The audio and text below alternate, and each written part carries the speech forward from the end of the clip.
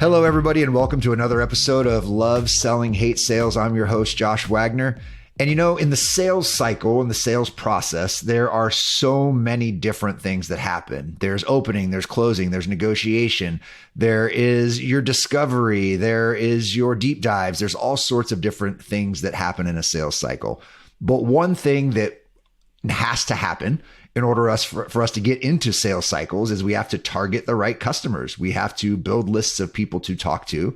We have to engage with them in conversation in order to do any of the other stuff that we love to do in sales.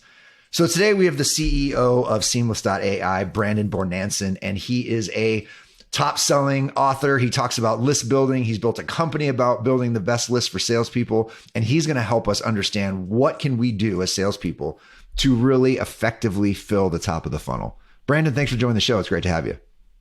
Josh, thanks for having me. Super excited to be here today and help the audience maximize sales and hopefully win one of these awards that I've got here, the 6-Figure Club Award or the 7-Figure Club Award. That's what we're here to do. Oh, I like it. And those awards are yours. How would someone enter themselves into a 6 or 7-Figure Club Award? Totally. So when I went from making 6 figures a year to 6 figures a month, and I won our big famous President's Club Award selling at Google, using Seamless, selling for Google, I wanted every single salesperson in the world experience that feeling. So we came out with our own President's Club Awards. So anyone that's using Seamless, when they make over 6 figures in sales, they go to presidentsclubawards.com and they apply, and then we print and ship their custom $1,000 award. And we've got like 14,000 6-figure club winners and I think 4,500 7-figure club winners. So we're super stoked and all in on that. I love it. What a kick-ass program. Well, the starting point to get to the 6 or 7-figure club is figuring out who the hell you're going to talk to, right? So Let's jump in. How do we start? What's the best way to start targeting customers to fill the top of the funnel? Yeah, it all starts with the list. The list will make you rich. You can't sell anything to anyone without the damn list. The life you want, the family you want, the freedom you want, the time you want, everything that you want in this life is just one list away. The only way to build that list is with Seamless. And I recognized that when Lehman Brothers collapsed. I launched my second company called InMobile, and the economy was crashing. I launched my first B2B company at the age of 24. Before that, when I was 18, 19, 20, I ran this poker company that did $12 million in sales in college. Now that was all B2C, and I didn't realize the reason why it was so successful was because of the list in sales email campaigns. My second company InMobile that I launched failed over the course of 4 years because I went all in on inbound marketing, didn't do any list building or B2B selling, and it failed. So kind of when I was selling for IBM and Google and now Seamless, everything we've ever accomplished was step one. You got to build the list. You got to sell the list. And, it's very simple. Look at your customer base.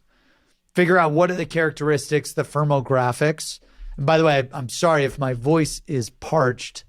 We were speaking all week at the Outbound Conference. We keynoted the Outbound Conference, and then I gave a bunch of different sessions. So I'm just coming back today from it. No problem. You sound great. Yeah, let's dive into those core tenets of list building. I think that's a great thing for people to understand. Yeah. Hey, whenever I think about list building, I think about propensity to buy. My uncle used to take me fishing all the time. I've got a beautiful place in Clearwater, and we would go fishing all the time in Clearwater.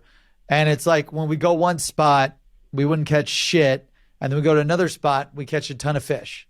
And we're just the biggest difference is literally where you're going to go fish. And it's the same with the list. If you've got a shitty list, you're not going to catch any fish. Your pipeline is going to be empty. You're going to starve to death. You're not going to make any sales or commissions.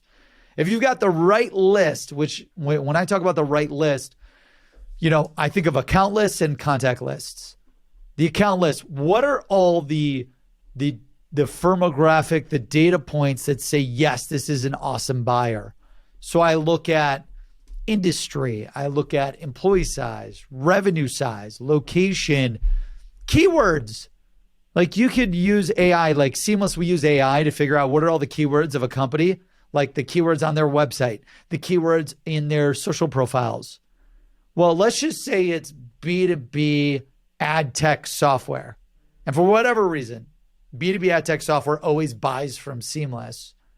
And then manufacturers never buy from Seamless. Okay, well, all the companies that have the same data points of a B2B ad tech company, that would be amazing. Like you want to go after those companies versus going after any other company because that's where the fish are. That's where the whales are. You want to go hunt and go get those customers and those prospects and those appointments to flood your calendar with back-to-back demos on the hour every hour and generate millions in sales versus going after these these low propensity to buy accounts. So I think like where I start right there, the list, build your account list. Best place to look at building your account list is by looking at all the customers that have bought from you before, who has the fastest speed to purchase and who's got the highest retention rate. I look at both of those. Those are great spots to look and really good data points. So Brandon, let's say, if you're an experienced person, I've been in my organization for 8 years. I can probably off the top of my head spout off those data points and figure out where I should go fishing. But if you're a new rep coming in, what's the best way to figure that out? Should you lean on marketing? Do you think you can get that out of your CRM? I mean, how do you start to understand how to collect those data points from your business? Totally. One of the best places to start is to jump on Seamless.ai for free or LinkedIn. Two great platforms that will give you hundreds of account data points. So like step one, who are your top 10 to 100 customers? And just start looking at, okay, what industry are they in? What employee sizes? What revenue size? What location? What are the specialties of those companies? What are the keywords of those companies? What's the website data of those companies? The search engines, they give you SEO title, meta keywords, and meta descriptions. You can literally pull that data for the top 100 customers and then figure out, similar companies that have those keywords. So I recommend auditing your top 100 customers to start. Take some time, but guess what? Like, do you want to go fishing where no one buys from you and then you starve to death and you die on the boat? Or do you want to just spend a day or a week doing this work, figuring out who are the best, most likely to buy accounts, and then go after them? Because step one, to flood the calendar with back-to-back appointments on the hour, every hour, the list. So this in your background in B2B sales, right? You said Google and a number of others, that there are going to be a variety of scales, right? You're going to have SMB, mid-market reps, enterprise reps. Does this apply across the board? Oftentimes you're given a patch where, you're geographically constrained, or maybe your revenue band constrained, whatever it may be. How do you fit those constraints into that model? Yeah, I think you just work within the constraints. Like, don't overanalyze it, right? If they're like, hey, you could only go after the Midwest, then build your list of these types of companies in the Midwest. Or maybe it's California, you're only in California territory. Or maybe it's, hey, you can only sell to 500 million to 750 million size companies. Whatever your constraints are, like at IBM Interactive, when I was selling for IBM, I had to only go after companies with 500 million or more in revenue. So I just worked within those constraints, found there I sold to technology, retail, and manufacturers. Like the top technology companies in the world, the top retail companies in the world, like Victoria's Secrets, The Limited, Express. From tech perspective, we did a lot of work with Google. We did a lot of work with Microsoft, Xbox, you name it. And then in manufacturing, we did a lot of work with Kohler, Masco Cabinets, like all the big manufacturers, like of your house, of retail, of offices, you name it. So just work within your constraints and build the list for that. Yeah, I love it. So as you go up market, your list from a firmographic standpoint tends to get a little bit smaller, right? Oftentimes you get into the upper enterprise and you're dealing with strategic accounts, whatever it may be. So you mentioned earlier, there's two sides of this equation. There's the accounts and the contacts, right? So as you go up, you're probably going to have to do a heavy focus on the contacts. So let's talk about that a little bit. Yeah, the contacts, what you want to look at is a number of factors, like Who are all the types of personas in the circle of influence or the circle of trust? And the smaller the company, the less people. Like 1 to 50 employees, you could just sell to the decision makers. 50 to 200, you're going to probably want to hit 3 people, 5 people at that company. 200 and above, 200 to 1,000, you've got like 5, 10, 50. Like, I think it's 3 to 5 people per almost LinkedIn employee size. I love that. So 1 to 50 employees, okay, it's probably going to be 1 to 3. 50 to 200, it's probably going to be 3 to 6 people. 200 to 500, now you're talking 6 to 10 people. And then 500 and above, 500 to 1,000, probably 10, 6 to 10. So now you're looking at 10 to 15, 10 to 20. 1,000 and above, 10 to 50 people could be involved in the purchasing process. Yeah, I mean, like 10 to 30 people. I think, yes, there's potential buyers, right? When you get that big, there are dozens of business units that are all their own buying centers. So I think you're right with the 10 to 50, whatever, right? You could have those little mini segments, right? Like I have a customer in B2B med device, right? They're a massive global organization. They've got 14 different business units. Each one's its own billion-dollar company. Well, each one of those has one of those, 7 to 10 person buying committees built within. So I think that's another piece of it, right? When you start to think about list building, understanding the makeup of the organization and where you can go hunt and start to build. Yeah, if you're going after SMB, you could easily just go after the decision makers and the vision holders. If you're going after mid-market, I would recommend expanding that circle of influence, circle of trust. That's that seller's circle. We'll just call it seller's circle, B-Rock, my video guy, or buyer's circle. And then, when you're going after enterprise, you've got a big group. Yeah, I love it. Influencers, users, budget holders, decision makers, approval, legal. You've got a ton of people that you got to work through. Love it. All right. So we're starting with the list, right? We've looked at our set of accounts that we want to go after. Where's the best fishing hole? And that's based on really looking at those data points around best customers, propensity to buy, things like that. We flip over to the contact area. We're looking at our sphere of buyer influence based on account size. I really love that rule of thumb, 3 to 5 people per 500 employees on LinkedIn. I think that's a good rule of thumb to go by. Now we've got this list built. We have to reach out and make contact with these people.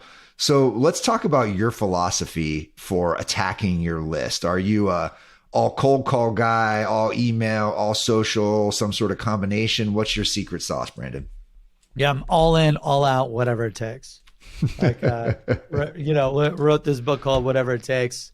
There you go. And that's what it's about. I recommend using all the channels because Mike Hopkins, my chief revenue officer, he'll pick up the phone. Me, I'll respond via text because my phone gets blown up 1,000 times. I've got 347,000 emails right now.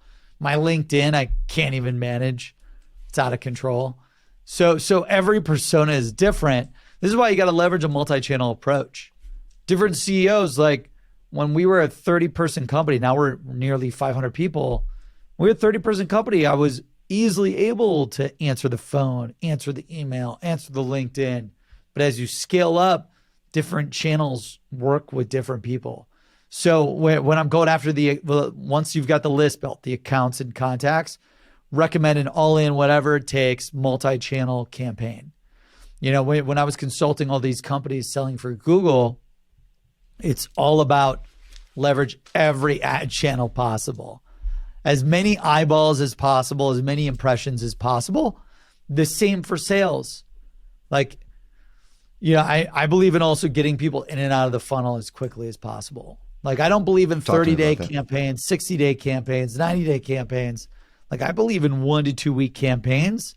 I'm going to hit you leveraging all the channels, try to deliver as much value as humanly possible to you to transform your life, take you from where you're at, your biggest problems, challenges, pains, struggles, to where you want to go, your biggest goals, dreams, desires, and achievements.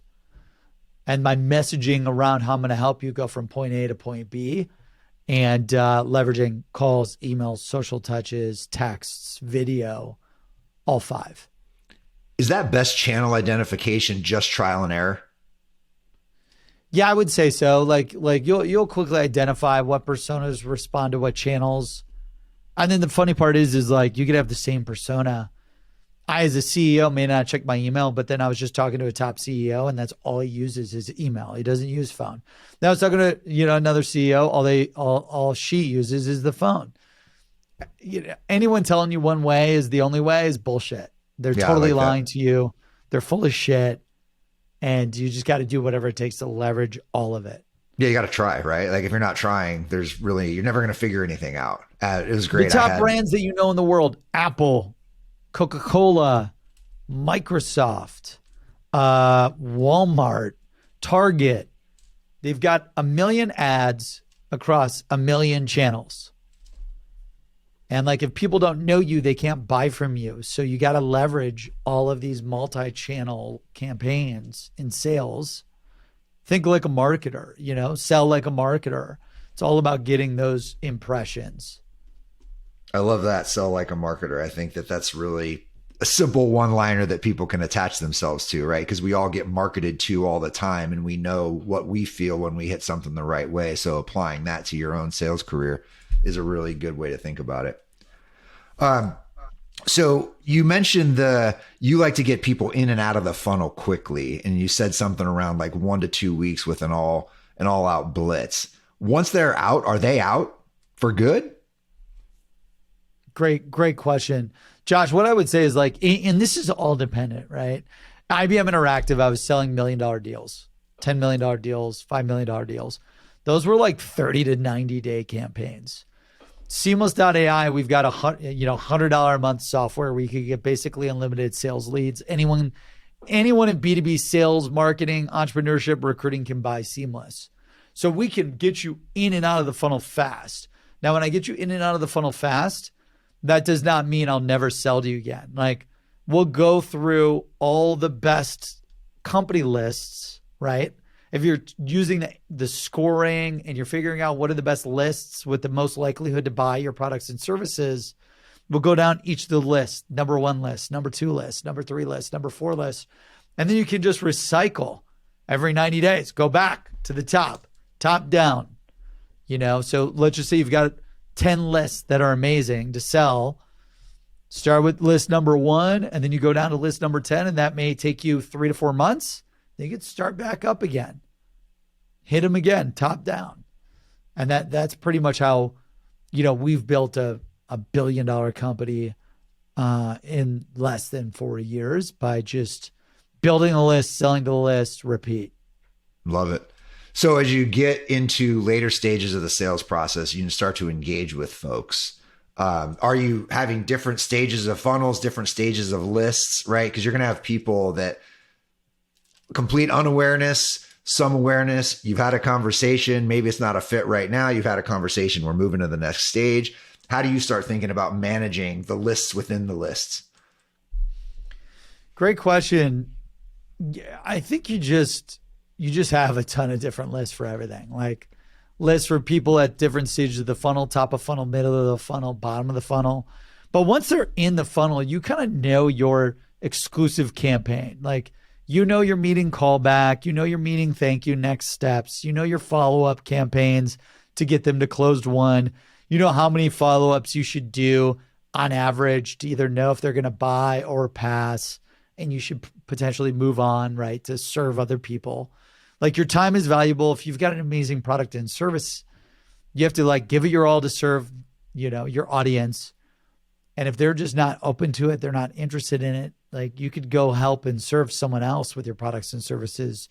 So at some point you have to call it quits and you have to move on because there's people desperately out there that need your products and services that could transform their life forever for the better right now. So yeah, totally. Take them through it and move on after, if you're not getting any feedback and any answers, it's time to cut ship. Yeah. And that's a super, that could be a super manual process. And Seamless AI sounds like it's a part of the sales tech stack, and that sales tech stack is ever growing, right? So in your mind, you've seen it grow, you've seen it evolve. What does the ideal sales tech stack look for someone who's in the B2B sales ecosystem right now? Yeah, I think the ideal tech stack, you need something to help you with the list, right? Like a Seamless. You need a social selling platform like a LinkedIn, premium LinkedIn Sales Navigator. You need a calendar tool, calendar automation. There's a number of companies that help you schedule meetings, automatically. You've got workflow automation. The workflow automation platforms will help you write and schedule your calls, emails, your social touches. You definitely need a workflow automation tool. And then you need a CRM, something to house all the data, the database, something to plan your follow-up tasks, you name it. It's a lot. If I had to pick two, I would just start with like the list and a CRM. If I had to pick one, probably the lists or the CRM. Like if you've got a CRM with no list, you can't sell to anyone. So I always default to like the foundation is the list. Then I'd probably go CRM. Then I'd go workflow automation and social selling, you name it. Yeah, I love it. So when you think about all of the tools and all of the channels for a salesperson, how deep do you dig into things like personalization? You're thinking about workflow automation, all these types of things. How much personalization can you do? And especially as you go up market, it gets more and more important, right? Yeah, 100%. Like if you build the right list of like the very specific account and contact list, you can pre-personalize your outreach for mass scale. So if you know that it's B2B SaaS companies with employees 50 to 200 in the ad tech space, you could literally say, hey, John, great to meet you. Huge fan. Congrats on your success. Hey, I was researching B2B SaaS companies that specialize in the ad tech space. And one of the things that I noticed is a lot of them are trying to sell more brands to leverage their software to get a higher ROI in ad spend. You name it. Like, so you could hyper personalize your outreach based on the list that you build. And then also, that's one way. That's like pre-personalization. Right. And then doing it one-off, platforms like Seamless, like LinkedIn, we give you hundreds of data points about the contact and the companies so that you could basically automate all of your personalization at scale. Yeah, I think you can get really good if you have access to the data points and you know what works in your market. You can use some of those tech tools and technologies pretty effectively with tokenization around more conceptual things or relevant things than just like, hey, Brandon, you know what I mean? There's a lot more to personalization and relevance than just a couple of firmographic or demographic data points, right? Totally. And there's a number of ways to personalize. You could talk about headcount growth. You could talk about specialties, keywords, products, customers. You could talk about competitors. You could talk about the news, awards, press mentions. There's so many things that you could talk about and personalize your outreach with, that the world is yours. You just got to leverage the data, get on Seamless for free, get on LinkedIn, get on, search shit. Google is a great source. Just type in the company name or website in Google and you're going to get, plenty of data points that you can learn from to personalize your outreach.